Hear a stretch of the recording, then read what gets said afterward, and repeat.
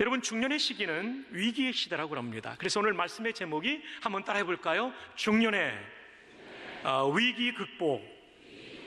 중년은 위기의 시대입니다. 자, 중년의 위기는 왜 올까요? 자, 예레미야 17장 11절을 봅니다. 불의로 치부하는 자는 자고새가 낳지 아니한 알을 품음 같아서 그의 중년에 그것이 떠나겠고 마침내 어리석은 자가 되리라. 이게 좀 신기한 새가 나옵니다. 자고새. 이 자고새는 팔레스타인에 서식하는 새인데, 이 새는 자기 알만 부화시키는 것이 아니라, 자기 알이 아니라 다른 새가 나오는 알을 가져다가 자기가 품어서 부화시키는 새입니다. 그래서 이 부화가 된 새들은 시간이 좀 지나면 이 둥지를 다 떠나버린다는 것이죠.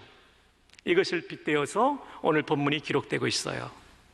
중년에 이르기까지 불의한 방법으로 재산을 모았던 사람의 재산은 중년의 때가 되면 자고새가 품었던 알이 부화되어 새가 되어 날아가는 것처럼 그의 품을 떠나게 될 것이라고 말해주고 있습니다.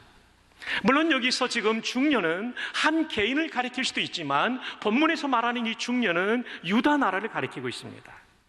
하나님만을 섬기고 하나님의 뜻에 따라, 하나님의 말씀에 따라 살아야 되는데 그렇게 살지 않음으로 말미암아 역사의 한 시점, 마치 인생의 중년의 한 시점처럼 갑자기 다가온 유다의 패망의 사건을 예언하고 있는 말씀입니다. 그러나 동시에 우리는 여기서 우리 중년의 때를 살펴볼 수 있습니다. 제대로 살지 못할 때 중년에는 이런 엄청난 위기가 다가온다는 것이죠. 그리고 또한 제대로 살아가고 있는 중년의 삶에도 인생의 위기가, 자고새가 떠나가듯 내가 가진 것들을 상실하게 되는 위기가 올 수 있다는 것을 우리는 이 본문을 통해서 깨달을 수가 있습니다. 중년은 위기의 시간입니다. 이 시기에 남자들은 직장에서 퇴사하는 위기를 겪게 됩니다. 직장밖에 몰랐던 남자들이, 그리고 직장에 올인했던 남자들이 어느덧 직장을 떠나야 되는 아주 큰 충격을 받게 되는 것이죠.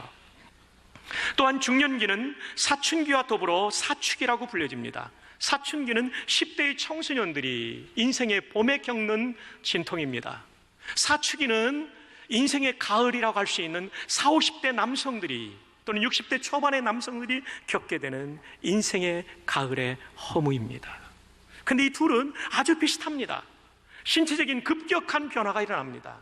사춘기의 청소년들은 키가 자라고 변성기가 오게 되고, 그리고 제2차 성징들이 나타나기 시작하죠. 자기도 깜짝 놀랄 만한 몸의 변화죠. 사춘기의 중년들에게도 이런 몸의 변화가 나타납니다.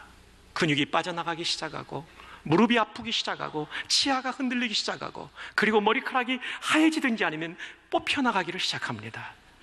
그래서 지금도 지붕이 많이 허술한 중년의 남자들이 이 자리에 앉아 계시죠. 여성들은 폐경기를 경험하면서 내가 과연 여성인가 하는 고민 속에 우울감에 빠지고, 그리고 몸이 갑자기 열이 나는 합본을 경험하기도 하죠. 신체적인 변화 뿐만 아니라 정서적인 그리고 자아 정체감의 변화와 위기입니다. 청소년기는, 사춘기 때는 아이도 아니고 어른도 아닌 중간 상태의 자아 정체감의 상실, 중년기는 청년도 아니고 노년도 아닌 그 상황 속에서 자아 정체감의 상실. 나는 누구인가? 나는 누구의 아빠가 맞는가? 나는 누구의 남편이 맞는가? 아내가 맞는가? 이런 고민들을 하게 되는 거죠. 내가 이제까지 꿈꿔왔던 인생은 이루지 못한 그 꿈으로 남아있는 아픔들, 자아 정체감의 위기죠. 뿐만 아니라 앞으로 남은 인생을 어떻게 살 것인가? 사춘기의 청소년은 미래가 멀리 남아있지만 어떻게 앞으로 내 생애가 전개될지 모르는 불안감이 있고요, 사춘기의 중년은 이제 남아있는 노년기를 어떻게 맞이할 것인가에 대한 불안함이 있습니다. 근데 여러분, 이 사춘기의 중년의 위기를 겪는 사람 가운데 40대 중반에 겪는 사람은요, 이 두 가지 위기가 함께 옵니다. 아들과 딸이 사춘기가 되고 엄마 아빠는 사춘기가 되는 거예요. 이런 집안은 진짜 힘듭니다. 이런 집안은 특별한 은혜가 필요한 집안이라고 할 수 있습니다. 게다가 부부 사이에도 어려움을 겪게 됩니다. 호르몬의 변화가 나타나게 됩니다. 중년기를 맞이하면 남자는 남성 호르몬이라고 할 수 있는 테스토스테론이라는 것이 점점 줄어갑니다. 그래서 남성성이 줄어들어요. 그리고 여성 호르몬이라고 할 수 있는 에스트로겐이 점점 늘어가요. 그래서 자꾸 자신감이 없어지고 왠지 감성적이 되고 그렇게 됩니다. 근데 여성들은 반대로 여성 호르몬은 에스트로겐이 점점 줄어들고 남성 호르몬인 테스토스테론이 점점 늘어나가지고 강력한 여성들이 됩니다. 공격적인 여성이 되는 거예요. 그래서 집에 가면, 회사 가면 상사가 무섭고 집에 가면 아내가 무서워지는 거죠. 저도 아내가 무섭습니다. 이게 중년기에 모두가 겪는 생애의 과정이라는 것입니다. 양필성 집사님 오랜만에 오셔서 너무 반갑습니다. 청주에 사업하시면서. 양 집사님도 많이 두렵죠? 네. 호르몬의 변화, 그리고 여성들은 역시 폐경기에서 오는 여성성의 문제, 그리고 부부의 성관계도 원만하지 않은 이런 위기들을 경험하게 됩니다. 그래서 정서적인 허무감과 우울감, 그리고 신체적으로 예전 같지 않은 어려움 등을 겪으면서 중년의 시기에 가장 많이 나타나는 게 외도입니다. 외도. 여러분, 그 훌륭한 다윗 왕도 중년의 위기 가운데 외도에 빠졌다는 사실을 기억하지 않으십니까? 우리도 그럴 수 있다는 것입니다. 남자 여러분, 갑자기 내 아내와 첫 연애했을 때 바라보았던 그 초롱초롱한 눈망울의 여자가 내 아내가 아닌 것이 나타났습니까? 여러분이 지금 중년의 위기에 진입했다는 증거입니다. 동그라미 그리려다 무심코 그린 얼굴이 여러분의 아내가 아니라 또 다른 여자로 나타납니까? 여러분이 굉장히 심각한 중년의 위기에 진입했다는 것을 보여줍니다. 내 아내가 아닌 사람과 함께 식사하고 데이트하고 싶은 생각이 납니까? 여행하고 싶은 생각이 납니까? 여러분, 중년의 위기에 도달한 것입니다. 긴장해야 된다는 거죠. 아니면 망가질 수 있다는 거죠. 이건 남자만의 문제가 아닙니다. 여성의 문제도 그렇습니다. 여러분, 메디슨 카운티 다리라는 영화를 보셨죠? 그 유명한 여배우가 멋진 남자 클린트 이스트우드인가요? 운명의 만남을 갖죠. 메디슨 카운티 다리에서. 남편과 자녀들은 멀리 어디로 갔고 며칠 동안 떠나 있었고, 그 며칠의 틈에 찾아온 사진작가 클린트 이스트우드, 멋진 남자예요. 사랑의 불꽃을 피웁니다. 근데 여러분, 문학 작품과 영화는 그것을 로맨스 그레이, 중년에 찾아온 사랑이라고 말하지만 성경은 그것을 불륜이라고 정의합니다. 수많은 소설과 영화가 로맨스 그레이를 말하고 있지만 성경은 그것을 불륜이라고 말하고 있어요. 우리의 삶의 기준은 소설과 영화가 아니라 성경책이 되기를 바랍니다. 하나님의 말씀이 되기를 바랍니다. 중년의 위기 가운데 찾아온 외도, 아마 이 자리에도 지금 외도 중인 사람이 있을 거예요. 한번 손 들어 보실래요? 네, 어떻게 손을 들겠어요? 감히 못 들죠.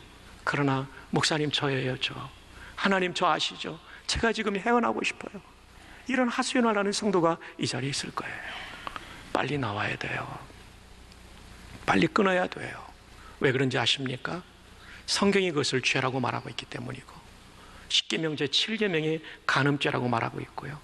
이것은 당신의 영혼을 파괴할 것이고, 당신의 배우자의 영혼을 파괴할 것이고, 당신의 자녀들의 인생에 엄청난 파괴력을 줄 것이고, 뿐만 아니라 여러분이 불륜의 관계에 있는 그 여성의 인생까지도 파괴하는 겁니다.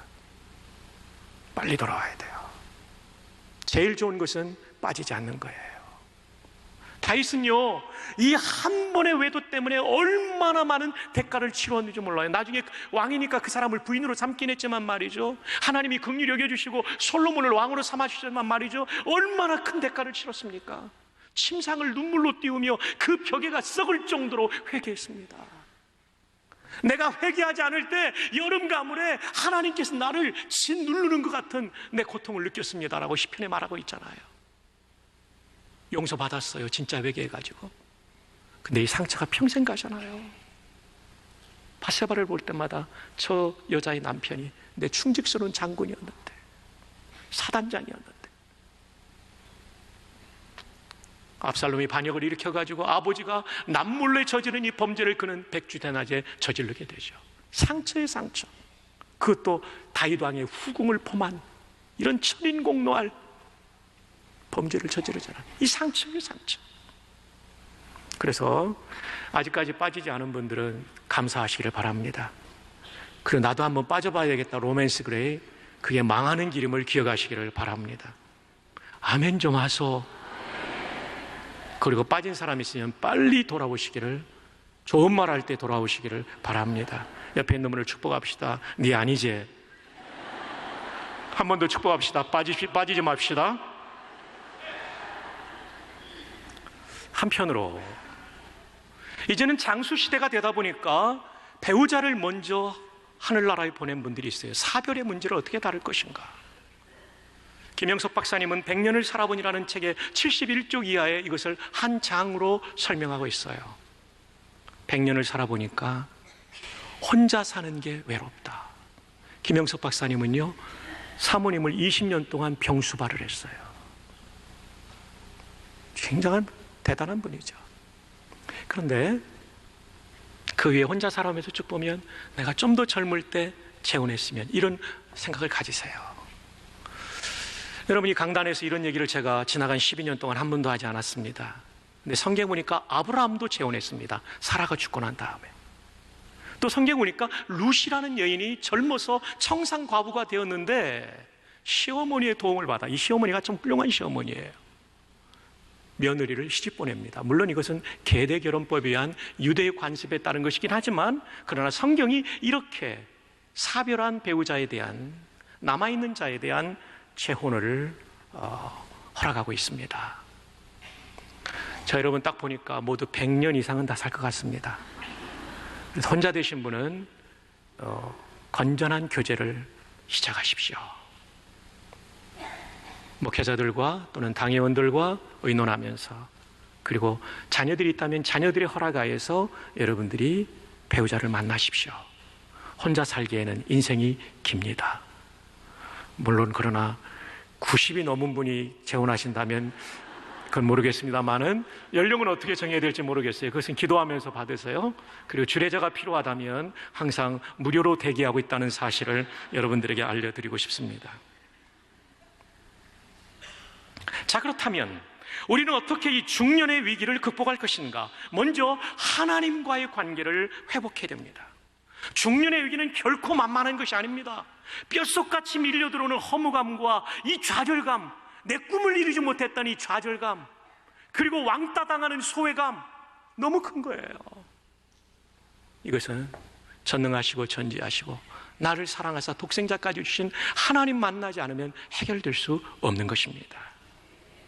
그래서 예레미야 17장 12절 이하에 영으로우신 보좌여 시작부터 높이 계시며 우리의 성소이시며 이스라엘의 소망이신 여호와여, 무릇 주를 버리는 자는 다 수치를 당할 것이라. 무릇 여호와를 떠나는 자는 흙의 기록이 되오리니 이는 생수의 근원이신 여호와를 버림이니이다. 여호와여, 주는 나의 찬송이시오니 나를 어떻게 하소서? 고치소서. 그리하시면 내가 어떻게 된다고요? 낫겠나이다. 나를 구원하소서. 그리하시면 내가 구원을 얻으리이다. 나를 고쳐주십시오. 중년의 위기 가운데 상처 입은 나를 고쳐주십시오. 어찌할 바 모르는 나에게 새 힘을 주옵소서. 하나님을 만나는 거예요. 여러분, 여러분에게 추천하고 싶은 책은 중년 리모델링이라는 책이에요. 서울신대 상담학과 교수님, 짧은 책이에요. 너무 좋아요. 이 책에 보면 에릭 프롬은 중년의 위기를 상담할 때 정신분석학과 심리학으로는 다 해결이 안 된다. 에릭 프롬이 말합니다. 영적인 터치가 없다면 중년의 위기를 극복할 수 없다. 왜냐하면 우리가 하나님을 만날 때 우리 안에 있는 악한 것과 이기적인 것이요, 뿌리채 흔들린대요. 쉐이킹이 일어난대요. 뿌리채. 악한 것과 이기적인 것이. 중년의 위기를 이기는 것은요, 악한 것과 이기적인 것이 뽑혀야 되거든요. 이게 막 쉐이킹이 일어난대요. 흔들린대요. 두 번째로는요, 변화가 일어난대요. 트랜스포메이션이 일어난대요. 세 번째로는요, 치유가 일어난대요. 힐링이 일어난대요. 그래서 마지막 결과적으로는 새로운 존재, 뉴 빙이 된대요. 여러분, 중년의 위기를 이기는 데서도 가장 중요한 것은 하나님을 인격적으로 만나는 거예요. 하나님을 인격적으로 만나면 하나님이 내 마음을 흔들어 버리세요. 못된 거, 이기적인 거, 그 다음 변화시켜 주세요. 그 다음에 치료해 주세요. 그래서 나를 새로운 존재로 만드사 중년의 위기를 이기게 하시는 것입니다. 그래서 여러분, 예배 때마다 살아있는 예배 드리기 위해서 최선을 다해 보십시오. 성경을 읽고 기도할 때마다 하나님 영적으로 나를 만나 주옵소서. 그럴 때 우리는 중년의 위기를 이기게 될 것입니다. 두 번째로는 배우자와의 관계를 회복하십시오. 그리고 사별한 경우는 재혼하십시오. 또 혼자된 특별한 상황에서도 재혼할 수 있겠죠. 짐 코네이 목사님이 쓰신 중년의 위기라는 책이 있습니다. 제가 이 책을 오래전에 읽었다가 다시 이제 꺼냈는데요. 이 책 진짜 좋은 책입니다. 꼭 한번 읽어보시면 좋겠어요. 성경 자체가 중년에 대해서 다루고 있는 부분이 많지는 않아요. 일반적이기 때문에 이런 책들이 우리의 참고 도서가 될 수 있겠죠. 이 책의 197쪽 이하에 보면 사랑의 부활이라는 주제가 나옵니다. 결혼 생활을 세 개의 주기, 사이클로 설명하고 있어요. 첫 번째는 사랑에 빠졌다가, 두 번째로는 사랑에 식었다가, 세 번째로는 사랑에 다시 빠지는 거. 중년의 위기를 이기기 위해서는 사랑에 다시 빠질 때 중년의 위기를 이길 수 있다라고 말합니다. 자, 그런데 그러기 위해서는 노력이 필요한 거예요. 먼저 첫 번째가 시간의 노력이 필요합니다. 여러분이 부부가 둘만의 시간을 가질 수 있도록 일주일에 한 번, 한 달에 한 번, 그것이 짧게는 저녁 식사 마치고 동네 한 바퀴를 돈다라든지, 해운대 바닷가와 강한리 바닷가를 걸으면서 동백섬을 돌으면서 대화를 나눈다든지, 아니면 1박 2일로 가까운 통영을 가다든지 하면서 여러분만의 대화의 시간이 필요합니다. 두 번째로는 헌신입니다. 서로를 도우는 거죠. 근데 헌신할 때 정말 조심할 것은 뭐냐면, 이 배우자가 나의 이상향이 되기 위하여 뜯어 고쳐야 되겠다는 마음을 하는 순간 힘들어집니다. 그냥 헌신하세요. 세 번째로는 용서입니다. 용서를 위해서 가장 중요한 것은 먼저 잘못한 사람이 잘못했다고 고백하는 겁니다. 사과를 하는 거예요. 근데 이 사과할 때 중요한 것은 책임을 배우자에게 전가하면 안 됩니다. 당신이 이랬기 때문에 나 이런 거야, 이렇게 말하면 안 되고요. 내가 잘못한 것만 얘기하는 거예요. 그리고 그 사과를 들었을 때 받아주는 사람은 용서를 하되 복수를 지어나는 것이 아니라 그냥 그 자리에서 용서해버리세요. 어떤 분은 용서했다고 놓고 나중에 또 나와요. 10년 전 이렇게 되면 안 된다는 얘기죠. 용서는 그냥 용서예요. 그 안건에 대해서는 끝내버리세요. 일사부재리의 원칙이 용서에도 통한다는 사실을 기억해 주시기를 바랍니다. 네 번째로는 수용이에요. 배우자를 있는 그대로 받아들이는 것, 용납하는 것을 말해요. 여러분, 결혼 생활하면서 정말 힘든 게 배우자의 개성 아닙니까? 개성이 뭐냐면 개 같은 성질이에요. 우리가 하나님의 형상으로 지은 아름다운 존재들이지만 죄성 때문에 찌그러진 부분이 있다는 거예요. 네, 이것 때문에 정말 힘들죠. 제가 군목으로 있을 동안 14년 동안 2년에 한 번 또는 1년, 3년에 한 번씩 부대를 옮겨 다니면 이제 우리 군 장병들도 만나지만 군인교 안에는 군인 가족들이 나오잖아요. 군인 가족들이 하시는 말씀이, 사모님은 좋겠어요. 저렇게 친절한 목사님하고 사니까. 그때마다 제 아내가 후렴구처럼 말하는 것은 한번 살아봐요. 저도 죄성을 가진 인간이라는 것이죠. 그래서 개성을 개 같은 성질로 이해하지 마시고 개인에게 주신 특별한 성질로 이해하시면 좋을 것 같아요. 그리고 그 특별한 성질이 우리 부부와 가정과 이웃에게 유익이 되도록 바꾸어 주시도록 기도하세요. 말하지 말고, 배우자에게 말하지 말고 하나님께 말하세요. 어느 순간 그 배우자가 바뀌어진 것을 보게 될 것입니다. 다섯 번째는 지원입니다. 서포트하는 거죠. 무거운 물건을 들기 힘든 관절염이나 디스크를 가지고 있는 배우자가 있다면 그걸 도와주세요. 그러나 이 지원 중에는 이런 물리적인 지원뿐만 아니라 심리적인 지원이 참 중요합니다. 중년의 배반이라는 책에 보면, 배신이라는 책에 보면 한 남자가 아주 좋은 직장의 엘리트 부장이었어요. 근데 미국 제약회사와 이 생명공학에 관련된 어떤 분야를 가지고 계약을 맺게 되어 있는데 샌디에고 갔는데 이 성사가 안 돼요. 돌아오는 순간 바로 이분은 해고당합니다. 근데 이분이 너무나 힘든 거예요. 이제까지 잘 나가던 사람이었거든요. 근데 해고됐다는 얘기를 아내에게 못해요. 한 달이 가고 두 달이 가고 세 달이 가요. 봉급날이 되면 본인이 돈을 마련해가지고 송금해버려요. 그러는 사이에 친구 하나를 만납니다. 이 친구는 고등학교 친구예요. 이 친구도 대기업에 다니다가 중년에 해고당하고 말았어요. 퇴직금을 가지고 큰 식당을 인수했는데 말이죠, 인수하기 전까지 그렇게 잘 되던 식당이 인수하고 나니까 처음 며칠은 잘 되는데 그 다음부터는 손님이 뚝뚝 떨어지는 거예요. 원금까지 까먹는 피를 말리는 시간이 계속됩니다. 그러던 어느 날 이 주인공의 친구가 부인에게 말하는 거예요. 여보, 나 이런 상황이 됐어.